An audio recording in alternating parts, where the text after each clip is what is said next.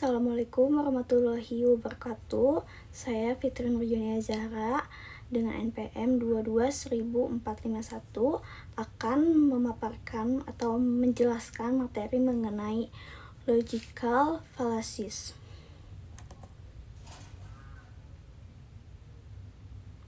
Dimulai dari pengertian. Sesat berpikir adalah proses penalaran atau argumentasi yang sebenarnya tidak logis, salah arah, dan menyesatkan. Suatu gejala berpikir yang salah yang disebabkan oleh pemaksaan prinsip-prinsip logika tanpa memperhatikan relevansinya.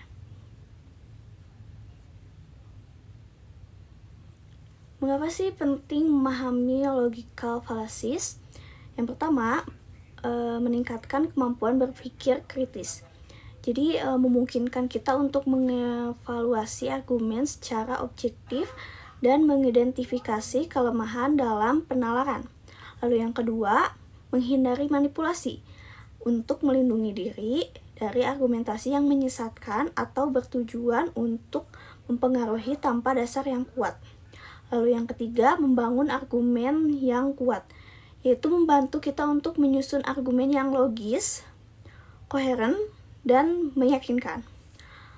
Lalu yang keempat itu berpartisipasi dalam diskusi yang konstruktif, mendorong diskusi yang lebih rasional dan berbasis bukti, bukan emosi atau retorika yang kosong. Selanjutnya ada jenis-jenis dari logical fallacies. Yang pertama dari jenis falasi. Dibagi menjadi dua, yaitu keyakinan yang salah walau kurang data. Lalu yang kedua, kekeliruan menalar atau berargumen. Contohnya bisa dilihat contoh dari falasi tidak cukup data. Misalkan A adalah seorang pegawai negeri sipil di Kabupaten Bandung yang baru diangkat tahun 2011. Gaji seorang PNS yang bergelar sarjana adalah di bawah 2 juta. Tapi pada tahun 2012, A telah memiliki sebuah mobil BMW. Kesimpulannya, A seorang koruptor. Lalu ada contoh falasi relevansi secara umum yang tadi kedua.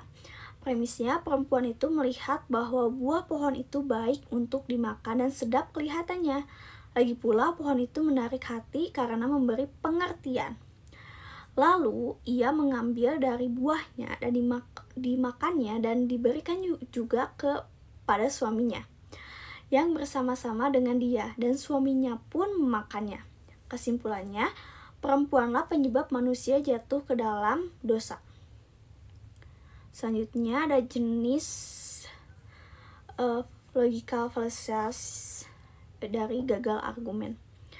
Dibagi menjadi dua. Yang pertama, argumen yang memuat premis yang terbentuk dari posisi yang keliru. Contohnya, premis pertama, ABRI harus menjalankan dua fungsi sipil militer. Premis kedua, tentara bayaran tidak memperhatikan fungsi sipil. Kesimpulan, jadi ABRI tanpa dua fungsi akan sama dengan tentara bayaran.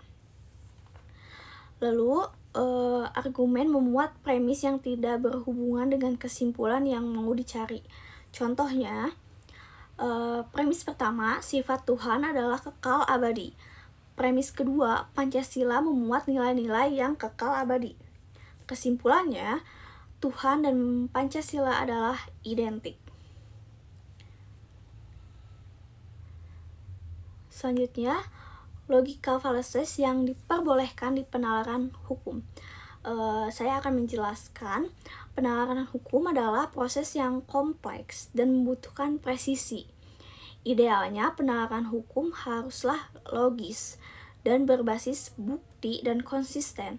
Namun, dalam praktik, beberapa bentuk penalaran yang menyerupai logical fallacies kadang-kadang diterima atau digunakan dalam batasan tertentu, atau setidaknya tidak selalu dianggap sebagai kesalahan fatal yang membatalkan argumen.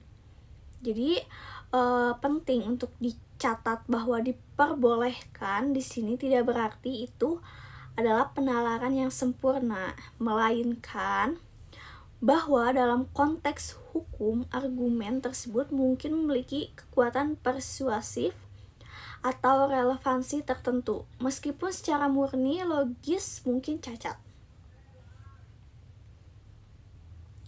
Contoh logika fallacies yang diperbolehkan di penalaran hukum itu dari ad hominem untuk kredibilitas.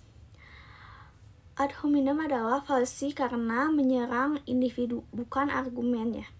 Sangat dilarang untuk digunakan menyerang substansi argumen hukum atau fakta yang relevan dengan pokok perkara. Contohnya, premis 1, saksi ini pernah dihukum karena sumpah palsu. Lalu, premis kedua, oleh karena itu, kesaksiannya dalam kasus ini harus dipertanyakan kredibilitasnya. Kesimpulan, pengadilan harus hati-hati menilai kebenaran kesaksian saksi ini. Mengapa ad hominem diterima? Karena kredibilitas sumber informasi atau saksi ahli adalah inti dari pembuktian di pengadilan. Lalu yang kedua itu ada appeal to authority untuk presiden dan doktrin. Apa itu appeal to authority? Adalah fallacy jika otoritas yang dikutip tidak relevan atau bukan ahli di bidangnya.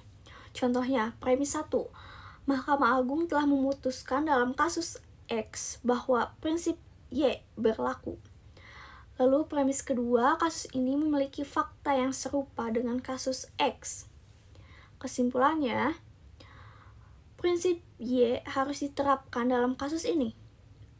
Mengapa diterima? Untuk memastikan konsistensi hukum dan mengikuti hierarki sumber hukum. Ini adalah fondasi sistem hukum. Lalu yang terakhir ada slippery slope atau untuk kebijakan dan konsekuensi. Apa sih slippery slope?